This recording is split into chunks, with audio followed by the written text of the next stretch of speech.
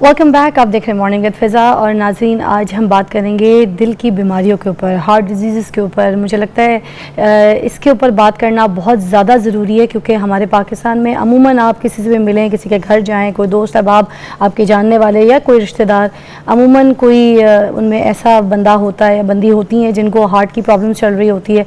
Heart attack बहुत normal बात हो गई है लोगों के लिए, हर घर का एक फ़र्द जो है वो शिकार होता है। तो आज हमने इस पर बात करने के लिए कि आप कैसे इससे बच सकते हैं, आपकी फ़र्स्ट एड क्या होगी और कौन सी ऐसी तदाबीर हैं और कौन कौन सी डिजीज़ हैं, इसके बारे में इंफॉर्मेशन देने के लिए हमने दावत दी यहाँ पे प्रोफेसर डॉक्टर ज़ुबैर अकरम, कार्डियोलॉजिस्ट है और x head of cardiology department Allama Iqbal medical college, president Pakistan society of interventional cardiology, हमारे साथ तशरीफ़ फरमाए। डॉक्टर ज़ुबैर, अस्सलाम वालेकुम। अस्सलाम वालेकुम जी। आपकी तशरीफ़ आवरी का, आपके टाइम का बहुत बहुत शुक्रिया। सबसे पहले तो मुझे ये बता दीजिएगा कि डॉक्टर साहब, आप ये जो परसेंटेज है पाकिस्तान में, रेशो कितना है, कितने लोग हैं जिनको ये हार्ट की डिजीज़ हैं, क्या क्या कहेंगे? बहुत बहुत शुक्रिया और मुझे इनवाइट करने का। और फिर से मैं आपको बता दूं कि बहुत अंडर एस्टिमेटेड है, लोगों को इस चीज़ का पता ही नहीं कि हार्ट डिजीज़ कितनी इम्पोर्टेंट है। और आपको बताता चलूँ कि this is the leading cause of death world wide, ना सिर्फ पाकिस्तान बल्कि दुनिया में तमाम अमराज आप ले लें और उनमें heart disease is the leading cause of death. और 30 से 35% तक जितनी वर्ल्ड वाइड डेथ्स हो रही हैं वो हार्ट डिजीज़ या उससे एसोसिएटेड प्रॉब्लम्स की वजह से वर्ल्ड वाइड। और यही शरह जो है पाकिस्तान में है। और आप उसको इस तरह देख लें कि पाकिस्तान में एनुअली जो है तकरीबन 2.5 से 3 लाख अफराद जो है just because of heart disease death हो रही है। अगर इसकी पर डे आप मोर्टेलिटी देख लें तो रोज़ 12 से 1500 अमवात पाकिस्तान में just because of heart disease. Allah. अगर आपको याद हो 3 से 4 साल पहले कोविड एपिडेमिक था जी। और आपको पता था सिर्फ 2 से 4, 50 से 100 अमवात हो जाती थी तो पूरा मीडिया जो है उसको हाईलाइट कर रहा था कोविड से 100 बात हो गई। और वो तो सिर्फ एक एपिडेमिक था जो आया और गुजर गया, ठीक है। बट नोबडी बॉदर्ड, और किसी ने इस चीज़ का एहसास नहीं किया कि 1000 से 1500 अमवात डेली सिर्फ हार्ट डिजीज़ और उससे रिलेटेड इश्यूज की वजह से हो रही है।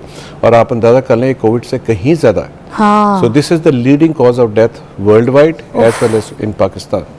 अच्छा, दिल के अमराज की जो वजूहात होती हैं डॉक्टर साहब, वो क्या होती हैं? ज़रा देखने वालों को एग्जैक्टली समझा दीजिए ताकि उनको पता हो कि कौन कौन सी ऐसे रीजंस, वजूहात हैं जिससे वो बच सकें। उसके लिए बहुत इंपॉर्टेंट है जी, there are different sorts of reasons जिसको हम कहते हैं। सबसे पहले तो मैं आपको बताऊं कि as compared to western countries, America England में जाएँ आपको बहुत कम पेशेंट्स मिलेंगे जो लेस दैन 40 हैं या 50 हैं जिनको हार्ट प्रॉब्लम है। पाकिस्तान में can you imagine in 20s we are getting the heart attack patients, they are students जो कि वो आर गेटिंग हार्ट अटैक्स।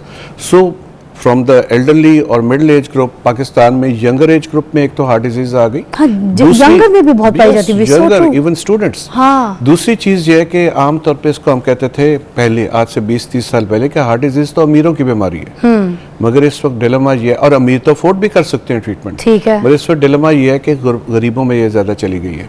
और पाकिस्तान जैसे मुल्क में जहाँ आपको पता है एक अर्निंग हैंड होता है और 10 से 12 उसके खाने वाले उसके फैमिली मेंबर्स डिपेंडेंट्स होते हैं, स्पेशली इन गरीब पॉपुलेशन। जो है इसकी वजूहात क्या कहेंगे? वजूहात में 2 किस्म की वजूहात है। एक को हम कहते हैं नॉन मॉडिफाइबल रिस्क फैक्टर और एक मॉडिफाइबल। नॉन मॉडिफाइबल ये होती है कि जिसके मतलब हम कुछ नहीं कर सकते। वन इज एज के साथ बढ़ते हैं, 45-50 में के बाद जो है बढ़ जाती है। दूसरा जो है जेनेटिक्स, जिनकी फैमिली में ये रन कर रहा हो उसके मतलब हम नहीं कर सकते कुछ। और तीसरी बात ये है कि दिल की बीमारियां भी जेनेटिकली आपको आगे जाती हैं, जिसमें फैमिली हिस्ट्री है हार्ट डिजीजेस की, they have to be extra cautious, उनको मोहतात रहना चाहिए कि जी मेरी फैमिली हिस्ट्री है। और तीसरा मेल जेंडर। अच्छा, दूसरी चीज जो सबसे इंपॉर्टेंट है, ये चीजें जिनको आप कुछ नहीं कर सकते, इससे जो जीन्स कुदरत की तरफ से हैं। But most important is the modifiable risk factor. ये वो फैक्टर्स हैं जो कि आपके अपने कंट्रोल में है। नंबर 1 इज सबसे ज्यादा important is smoking in our younger population and in the middle population. तकरीबन 10% पाकिस्तानी पॉपुलेशन जो है दैट इज स्मोकर। आप इसको 10% को लगा लें, तकरीबन 2.5 करोड़ स्मोकर्स है पाकिस्तान में। ये नशा तमाशा जो है ये सारे, दिस इज लीडिंग कॉज। उसके बाद शुगर के मतलब आपको बताना चाहूँ, this is one of the most important risk factor. और आप सुन के हैरान रह जाएंगी कि शुगर को लोग समझते हैं कि हार्ट डिजीज से अलग कोई चीज़ है। Sugar as such it's a multi organ disease.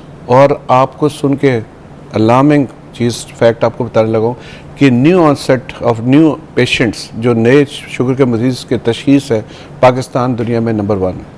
और साउथ ईस्ट एशिया जो है नंबर 1 है, और उसमें भी पाकिस्तान नंबर 1 है। और इसके लिए बहुत इंपॉर्टेंट है कि शुगर के मतलब हम अवेयरनेस करें। उसके बाद ब्लड प्रेशर, उसके बाद हाई कोलेस्ट्रॉल, उसके बाद सबसे इम्पोर्टेंट चीज़ जो है योर वेट गेन, ओबेसिटी।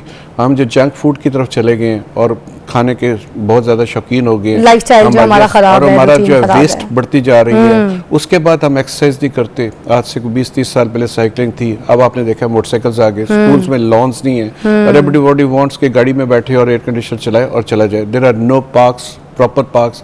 तो उसकी वजह से जो है ये शराब बहुत ज़्यादा बढ़ गई।